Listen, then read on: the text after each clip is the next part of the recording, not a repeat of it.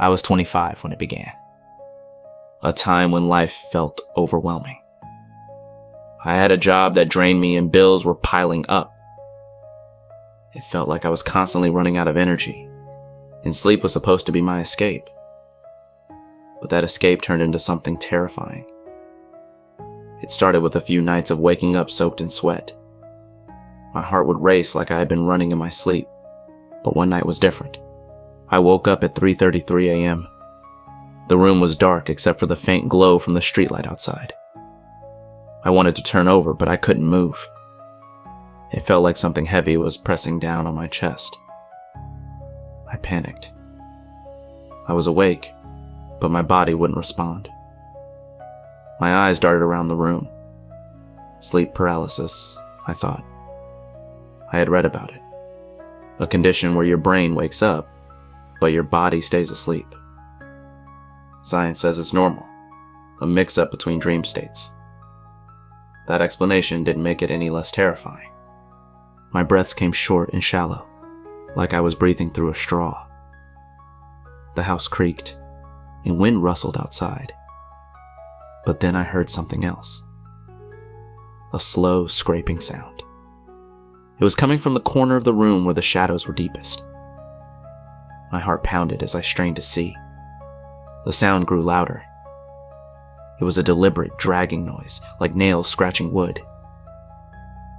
It's a hallucination. I told myself it's not real. But it felt real. Too real. Then, I saw something terrifying. A figure emerged from the shadows. It didn't walk. It floated.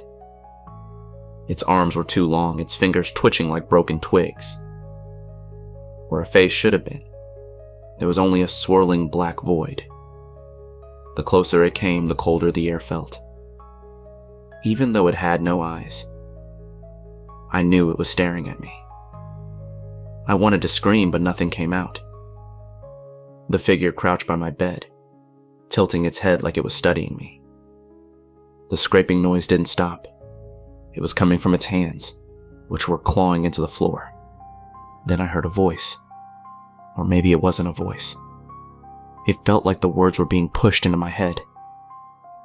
You are awake, but you do not belong here. The pressure on my chest got worse. I couldn't breathe. I waited to wake up. That's how these stories end, right?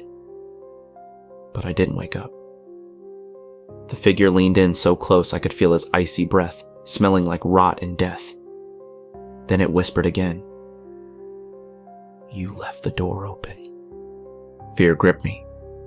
Was my apartment door unlocked? I couldn't remember. The figure turned its head toward my bedroom door. That's when I heard it. Footsteps.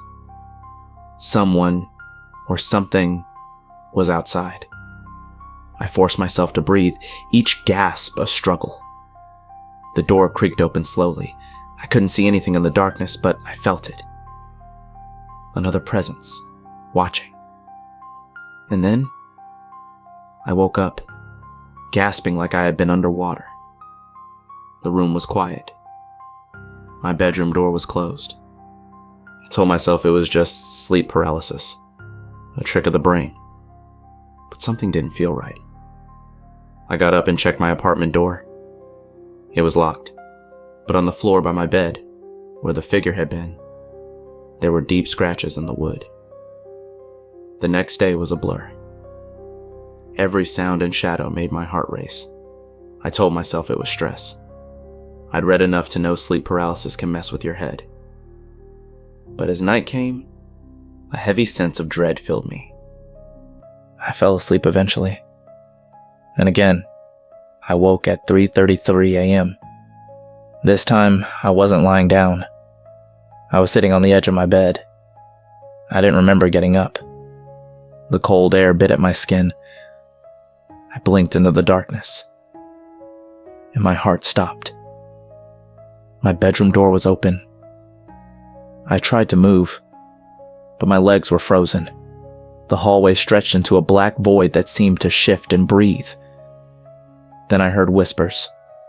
Dozens of voices overlapping, speaking words I didn't understand. I saw the figure again. But this time, it wasn't alone. Shapes poured from the darkness. Tall, thin forms with empty mouths stretched open. They crawled along the walls, moving in jagged, unnatural motions. I wanted to scream, but I couldn't. My body refused. The figure pointed at me with one bony finger. You opened it. Now they are here. A silent scream ripped through my mind. The walls seemed to close in, the air freezing around me. Cold, bony hands gripped my arms and legs, pulling me backward into the bed, into darkness. I woke up again. Alone. The room was still. The door was shut. This time, I didn't look for scratches on the floor. Since that night, I feel them. The whispers, the cold breath, the unseen eyes that never leave. Sleep is a door I'm too afraid to open now, because I know what waits on the other side.